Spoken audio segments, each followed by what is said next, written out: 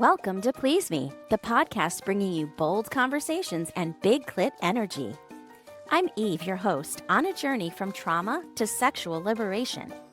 Join me and my guests as we dive into conversations around orgasm equality, self-love, body positivity, and essential sexual education.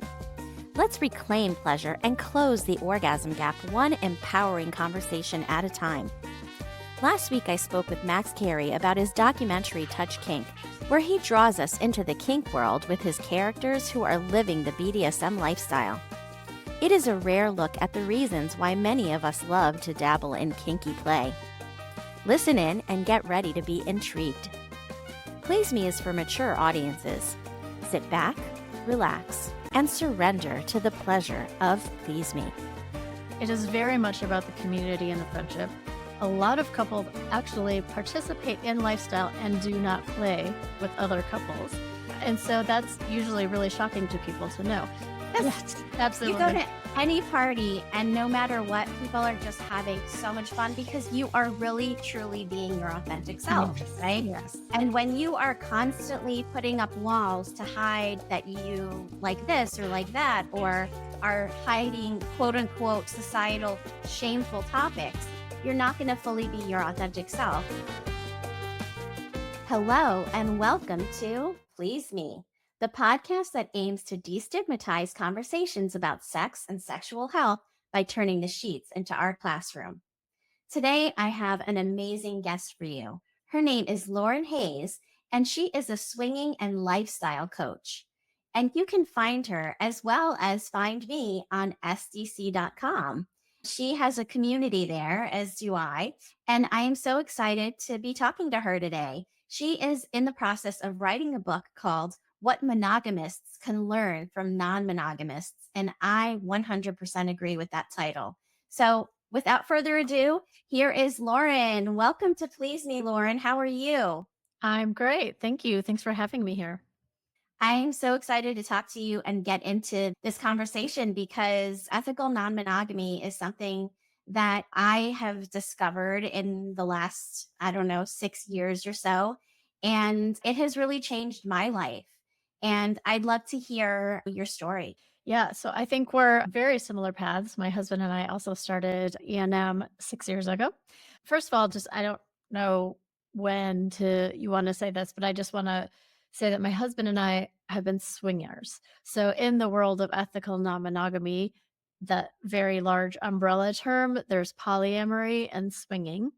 They're on different ends of the spectrum a little bit, and there's a lot of overlap in the communities as well. But the intentions behind it are very different. So my husband and I, 6 years ago, he really brought up a conversation about, I feel like there's something more.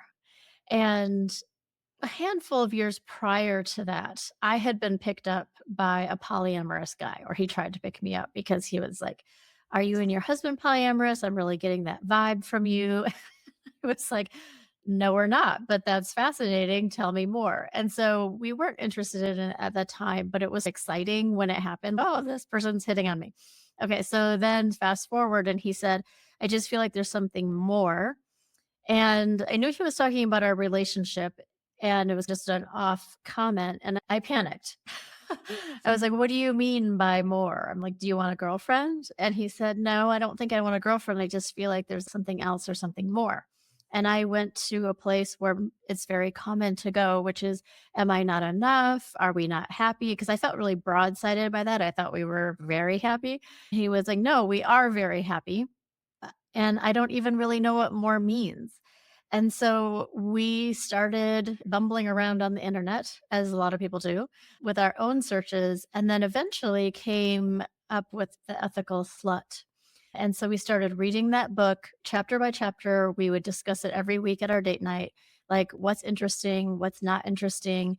And that led us down the path of swinging. And we've been in it for 6, and I've been coaching for over 2 now. Amazing. And you're coaching people entering into the swingers lifestyle, or what exactly is your specialty in that? Because I know some people focus on beginners. So tell me what you like to do. I actually coach Both. I coach people who are curious about it and want to know more. Also, is it right for us? And having all the conversations that they don't know they should be having to decide that if they want to go into it or not. I have plenty of clients who will come to me, go through a couple months of coaching and talking and deciding whether that's something they want to pursue or not, and some don't. I also do coach people who are in non-monogamy, both swinging and polyamorous. I would say I generally work more with swingers just because I'm on SDC, and that's because that's the primary activity for my husband and I, though like I said, there's a lot of crossover in the community, so we've done a little bit of both. But excuse me.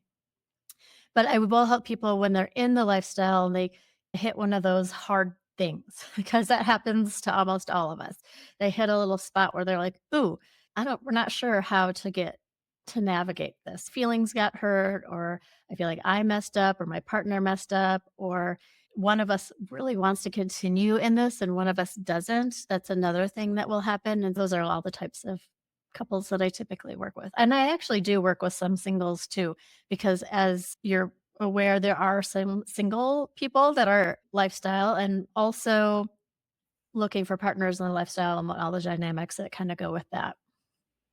Absolutely. Yes. A lot of times people think that swinging life is only for couples, right? But there are plenty of single women and single men in the lifestyle that enjoy participating in activities, etc., that are lifestyle related. So it's really for anybody that has any curiosity and really any sexual orientation as well. So it's very inclusive of everybody, which I absolutely love. Yeah. So can you just define just a little bit like the difference between swinging and polyamory, just for Yeah. everybody out there that doesn't understand that? Absolutely. People, I feel, know more about polyamory. Polyamory is a little bit more in the limelight these days, which I think is great because they're forging a path for all of us, but they are in it for love and falling in love and multiple romantic, emotionally committed relationships. There's a lot of structures under that, and we don't need to get into all that. They might have multiple partners that know each other. They might have partners that don't know each other. There's all kinds of different ways that can go down. Then on the swinging end, we are in it more for, I say, friendship and sexual adventure. I always include friendship because a lot of people think this is only about sex, and it's Hmm. really not. It is very much about the community and the friendship. A lot of couples actually participate in lifestyle and do not play with other couples. And so that's usually really shocking to people to know. So that is what swingers are in. They're usually partnered with a primary partner, like we just talked about. There are also singles. And I never speak in absolutes because anything goes really. But generally, swingers are partnered. Generally, they're doing these things together.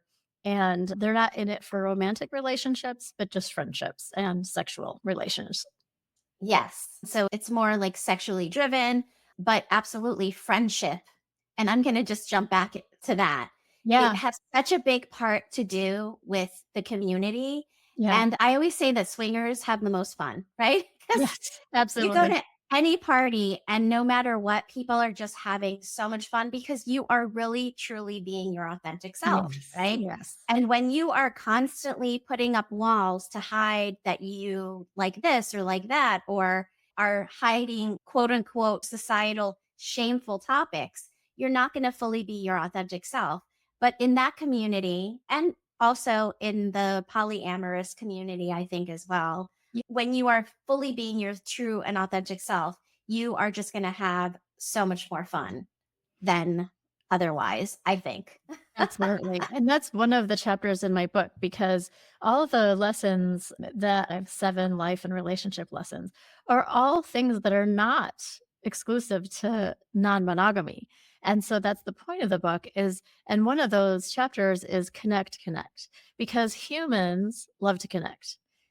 We are in life to connect with other people. And swingers are pretty masterful at connecting with other people. And I know a lot of people are going to hear that as like fucking other people. That's not what I'm talking about. I'm talking about there are so many levels of friendship and connection between, hi, how are you? And I'm in love with you. And that's Mhm. really the space we operate within these beautiful friendships that can go as deep as we choose or not as deep as we choose.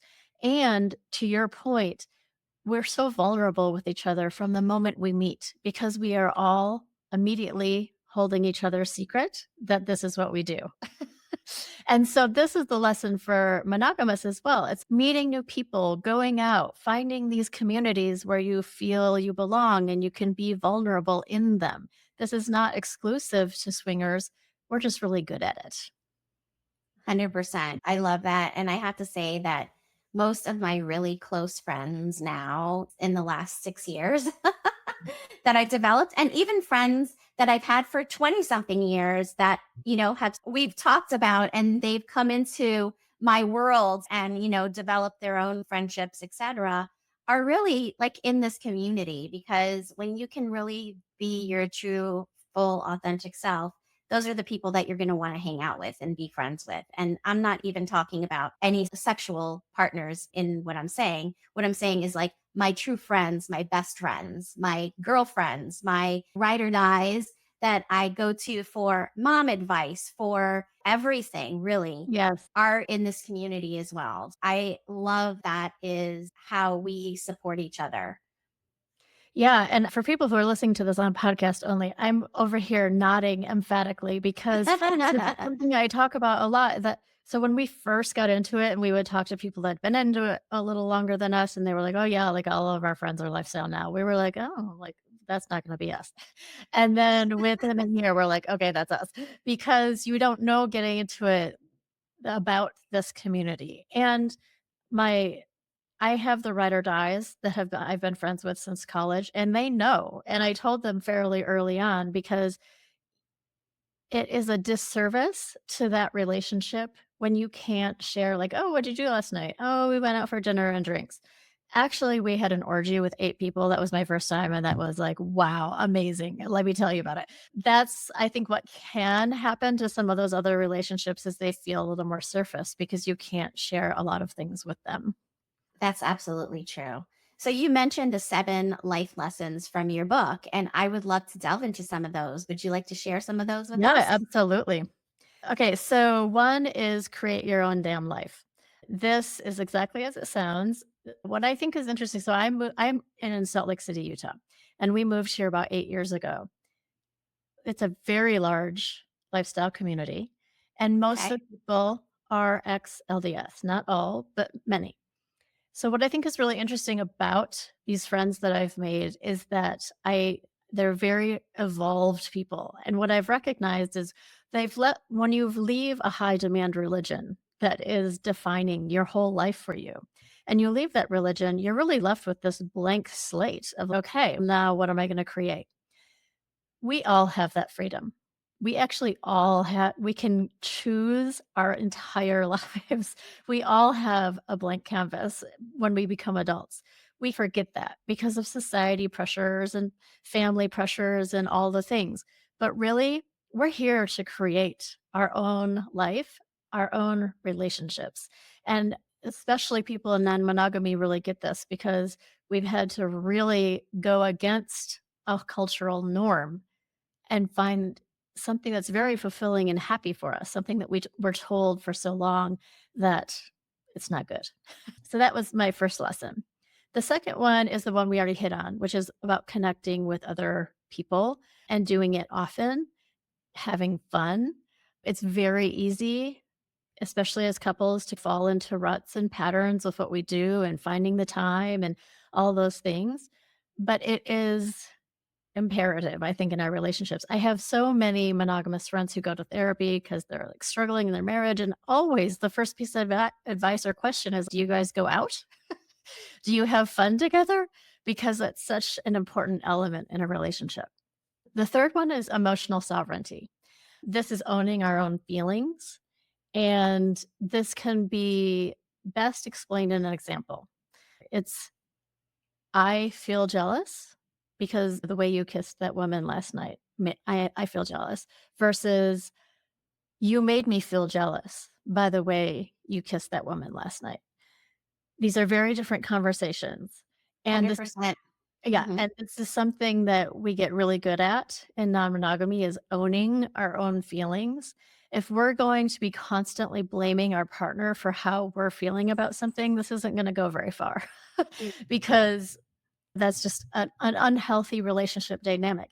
This gets highlighted in lifestyle because we're often talking about feelings and how we felt in a particular situation. And so just that simple fact of owning how we feel, huge. The next one, this is probably my favorite one, which is love your partner, but love yourself a little bit more. So this is getting to the idea of, and I am very much in this camp of having codependent tendencies, of being people pleasers, of putting other people's wants and needs ahead of our own, about putting other people's emotions as more important than our own. This comes about for lots of reasons, things that we, created in childhood or whatever. Again, non-monogamy is gonna shine a light on this behavior because this is a space where you don't wanna be just going along because your partner wants this. So, Hmm. I will say till the day that I die, the relationship with yourself is the most important. And again, in lifestyle, and I think you'll agree, this is a learning process and you get better and better at listening to yourself. What do I want in this situation? What do I not want? And actually voicing these things because for a people pleaser, that can be the other really like scary part. And that's one of the other, that's actually the next lesson, which is about self expression. So if we're going to create our own lives, we have to be checking in with ourselves and be like, what do I actually want from this life or this relationship or this situation? Then we actually have to say it out loud because we don't always get what we want, but for sure, you're not getting what you want if you can't even ask for it. The other Yes, absolutely. Is that the self-expression one, the last one So that you this is just mentioned? self-expression, and So, self-expression has mhm, both voice, using our mhm, voice, okay. finding our voice, Yes. for all these reasons, whether it's communicating to someone in bed what you like sexually because you've never been with that person before, or communicating to your partner that this is not a direction in your relationship you want to go, or whatever. Big and little things. That voice gets stronger when you're in non monogamy, like you're practicing it in a healthy way. Sorry. The other part of self expression is something that you touched on earlier, sexual self expression. So that's a part of us that in our current culture, we don't get to express very often or very much. In fact, it's something that I would say a lot of women are not even, they don't even know what their sexual self would do. I think what happens to a lot of women is we go into lifestyle with our same reservations that we have and maybe comparing it to dating life or just our culture in general. And you quickly see these women expressing themselves wearing very little clothing. And we're not talking about perfect bodies here. So, this very body positive, sex positive environment where you can flirt with anyone, you can smile at people, you can really explore that side of yourself. And there isn't or generally speaking, I don't ever speak in absolutes, but there isn't repercussions. We're not being judged. One example I use, especially as women that I think we can relate to, in a vanilla club or back in the day when I was dating, you smile at the wrong guy and like he follows you around all night. You have that potential of kind of just ruining the whole night because you let somebody know you thought they were cute. Then fast forward to here, and I feel like you can just do those things, and there isn't that kind of of like, oh my gosh, this person's gonna think that I really like them now just because I flirted with them or had a fun conversation. And so I think that's so very freeing for women in particular. And the men love it. Not just because women are walking around in lingerie, but because we're expressing our sexual, sensual selves. We're expressing our whole selves, and our partners love it. Yes, and in any conversation, communication is so important, and it, like you said, it gets easier and easier. So when people are just first entering, it's going to be really difficult to have these conversations. But as you practice, as you communicate with your partner, or if you're a single person with new partners, and practice having these conversations, it does become easier and easier each time. And you mentioned someone following you around a club that you just smiled at in a vanilla situation. And that too can benefit from communication and putting that person in their place. Yes. Listen, we had a nice conversation, but now I want to hang out with Yes. my girlfriend and I am not interested in Yes. spending the rest of the evening with you. I'm going to go over here and you can go over there. And it was nice to meet you. And being confident with having these conversations in any situation, because those things will translate, and practicing communication will translate to all areas of your life. Absolutely. Absolutely. Are you looking for a sexy date? Look no further than SDC.com. SDC.com is the premier ethically non-monogamous website that is worldwide. It also hosts a wealth of information on sexuality and sexual health, and I host a free live webinar monthly on the site. You can use code 37340 for a free trial membership on me, and be sure to reach out on the site and say hello. And then my last chapter is about pleasure. Allowing pleasure, being very conscientious about receiving versus giving when you are in these different modes. And because pleasure and sexual pleasure both come with some baggage in our culture, it's this push pull between pleasure has to be earned or fed with a little dose of guilt versus also here's all these things we have for sale for your immediate pleasure. So it is a very interesting kind of paradox that we live in, and it can be frustrating and confusing. And in lifestyle, especially in the swinging realm, that's what we're in it for. We're in it for pleasure, whether it's the pleasure of the community, like we were just talking about, or sexual pleasure. But you get really good at allowing pleasure. Yes, and asking for it. And the name of my show is Please Me. Yeah. It's all about women finding their pleasure, learning what pleasures them, and then being able to communicate that to other people, because there is such a thing as an orgasm gap, right? And women Yeah. having less orgasms in Yeah. heterosexual relationships than men do. And that goes across the board from hookups all the way to marriage and everything in between. So asking for the pleasure that you want, knowing your body, knowing what works for you, and being able to communicate that with your partner is so essential. So I 100% am on board with that chapter, and I would love to expand a little bit more on something that we talked about on our pre-call, which Yeah. was sex magic, because I know that Oh, yeah. you talk about that in your book too. And I just want to know what that means to you, because I have so many ideas about that. Those two words put together. So tell me what that means to you. Okay. Let me give 1 second thought of that, just because it can be so many different things, and it Mhm. can actually be just very self-defined as well. So I will say the simplest explanation I would say is sex creates energy. It creates energy within us, and orgasm puts energy out into the world. So sex magic is being conscious of those things and consciously guiding this energy into our lives, into the session. A lot of people are very like, they think energy work is so woo woo. Maybe. And you can, if you just sit with yourself, you can, even if you feel like you're imagining it, you can feel energy inside of you. And that's a lot of what energy work is. You're just imagining the movement of energy within you.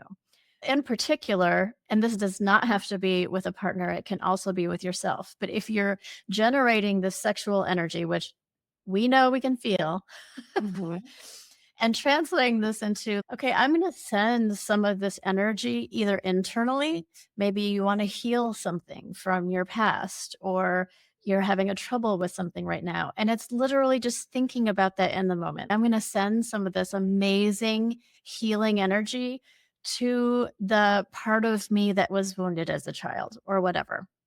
Now, this can go all the way to some people believing that we can manifest things in our life by using this, again, this energy and not only keeping it within ourselves, but especially at the time of orgasm, really setting an intention for something that I'm not talking about getting a new bicycle or something like that, something that you want in your life that energetically you want to draw to you, whether it's a different kind of people or it can be material things. There's no judgment. It's just a game, right?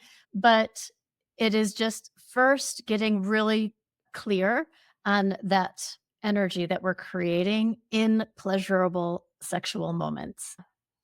I like to do in season 4 a little role play, and I hope you're up for it because I think it would be a lot of fun to model the kind of conversation that you might have with somebody who is being introduced to, say, the ethical non monogamy lifestyle or the swingers lifestyle. So let's pick one or the other so that we can be more clear. Okay, let's just say we're going to go for the generic conversation. Like, I don't even know yet if I'm more interested in polyamory or swinging. Okay, very good. And so you're going to be the person and I'm going to be the newbie? Yeah. Okay, perfect. And we are in a relationship already? So we're in a relationship already, possibly, probably long term. I've heard a podcast recently that talked about ethical non monogamy, and I am curious in learning more and want to bring it up to my partner, but I'm nervous about that. Perfect. Okay, so you'll start talking. So action. Okay. Hey, Eve, I was listening to this podcast the other day, and I know sounds a little crazy, but it was about ethical non monogamy. Do you know anything about that? Oh, yeah, I think I've heard about that before. It's the orgies and swingers, right? Yeah, they were talking about swinging, and they also brought up polyamory, and I guess these are both considered ethical non-monogamy. And I know this sounds so crazy, but I found it a really exciting conversation. What did you Yeah, find exciting about it? they really talked about the community being so fun and the social scene, particularly in the swinging scene. And I have never thought about anything like this before. And honestly, I'm really nervous to bring it up with you. Don't be nervous because I'm open to hearing about it. Okay. I don't know. It sounded really exciting and fun. And I think it would be great if we went out more. And maybe this is a community that we could just check out because whatever this is, I would want to do this together. Okay, and what turned you on about it? I'm just curious what you liked about the conversation that sort of piqued your interest. I mean, they did talk about a sexual adventure aspect to this, of course, as well, particularly in the swinging. And you know how we always talk about threesomes when we're in the bedroom? I don't know, what if it was like possible to do that in real life? Is that something you were really interested in, or we just talk about it in fantasy? We have talked about this in terms of it being a fantasy of ours, but I just want to make sure that it's not because you're not satisfied with me or with, you know, how our relationship is, because I know that care a lot about you and I, would hate for things to, be ruined between us. Oh my gosh, Eve. You are my number one. You will always be my number one. I would never even be interested in doing this if I didn't feel so safe and secure in our relationship already. I would never suggest doing anything that would jeopardize what we have. It's the world to me. I appreciate you saying that because I feel the same way. And I'm just curious, have you looked into where we would possibly have some kind of relationship like that or friendship or meet somebody? Like, how do you even know what to do? I don't know. I just listened to this one podcast and I really didn't even want to start looking into it until I brought it up with you because I want this to be something that we do together. Like, if we're going to even explore it or talk about it, I don't want to do that without you. I definitely am intrigued. And I think we can definitely have more conversations about it. I'm just a little bit nervous too, because I want to protect my health. Oh my God, I know. I have a zillion questions. I have no idea how this works really. It was just really interesting to hear about it. And yeah, we could probably just start listening to some podcasts together or something. Like, does that sound like a good way to start? I think that sounds like a great way to start. Why don't we do that? Cool. End scene. Very good. And both of us have experience in this world, right? Yes. And I just want to pop up here that we are both on STC.com, and that's my promo code if you are interested in learning more about ethical non monogamy. I do free webinars on STC.com monthly, and I know that you also do webinars on there as well. And it's a great place to educate yourself, and also, it's a dating site. You can meet people there that are either polyamorous or ethically non monogamous swingers, or really, there's like everything on there. So, it is a great place to meet people. And it is where I met my partner, my current partner. Oh, that's Yes. awesome. Yes, Yeah, and there's so much on there. There are blogs and webinars, and it's everything you can think of. I feel like it's a great place to start when people are just trying to get a little acclimated. absolutely. Yes. It's a great place to start and a great place to stay because honestly, the community is so large. It's a huge international community. And like you said, there's so much education, there's so many articles, there's so much learning that you can do on there. Definitely check that out. And so thank you for doing that role play with me. That was so much fun. And I want to make sure that my listeners can find you. Tell us Mhm. where we can find you. Okay, a couple of places. One of the best places is just on my website, which is swinginglifestylecoach.com. I have a blog there, again, for educational and fun purposes. I have resources. My webinars are there. My forthcoming book, which should be out by the end of the year, I'll make announcements there. You can also sign up for my newsletter, which is a great, and I'm not a, like, I don't newsletters so often. So it's a great place to stay up with me. On SDC, I also have a group. If they're not already familiar, there are, groups that you can join. My group Mhm. is called Swinging Lifestyle Coach. I'm on Instagram and Facebook as Swinging Lifestyle Coach. And my actual profile name on SDC is Swinging Coach. So very similar across the board, and you can find me in all those places.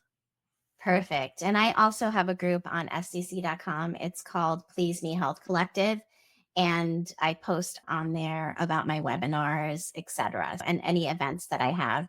And you also mentioned, and I don't want to end this conversation without mentioning your retreat because you had a very successful retreat. And I want you to just talk about that. Yeah, so the retreat is actually in a couple weeks. There's actually one space open if anybody still wants to squeeze in. It is a weekend retreat. It's called the Conscious Couples Mountain Retreat. It has a focus on creating what I call sacred partnership, but actually it's one of the things I have couples do is name that, whatever they want to name it and what works for them, and really creating what that means for them. It's really that even if you're in an amazing relationship, just creating the real structure of what are we working towards in our relationship at all times. And then the second night is a journey. And then Sunday morning, we have a circle where we share. And it's a small group of people. It's up to 6 to 7 couples. It is all lifestyle people. And that is not entirely the point. It's more relationship focused. The workshops are going to be more focused on you, but we're all lifestyle. And so connecting with everyone is also the point. Okay, fun. Sounds like a lot of fun. And Yeah. I love that you delve into creating that sacred relationship between partners because our divine feminine really and connecting with that higher power, I think, is part of sexuality. I find it to be a very spiritual thing. And when you connect on that level energetically, it can make your relationship or relationships so much more beautiful. So, thank you so much for being on the show today. This has been so much fun. I want to make sure that my listeners know where to find me, pleaseme.online. All of my podcasts, my store of curated sex toys, my webinars, and all of the interviews that I've done on other podcasts are on there. So check that out. And also, if you loved this show as much as I loved recording it, grab your phone right now and copy it and send it to somebody that you think might be interested. It might be your partner, it might be someone else, or your friend, or whoever that you might want to have a conversation about what we talked about today with them. Share it, because sharing is caring, and that is a lifestyle tagline. So Yes. I'll end with that. Sharing is caring. Thanks so much for having me on. You're welcome. Until next time. Bye-bye. Bye. Are you in perimenopause or postmenopause and wondering about hormone replacement therapy? As a pelvic floor physical therapist, I help women to navigate this time of their lives. Did you know that 30% of our lives will be in menopause? It's important to try to strive for optimal levels of hormones in your body. What I use is Parlor Games. I use the Silky Peach Cream, and that's the estrogen cream. And I use the Vibrant Third, and that's the progesterone cream. And I cycle that throughout the month. You want to make sure that your levels remain optimal throughout your life so that you can enjoy vaginal health and an amazing sex life. So check out in the show notes the link to get your own today.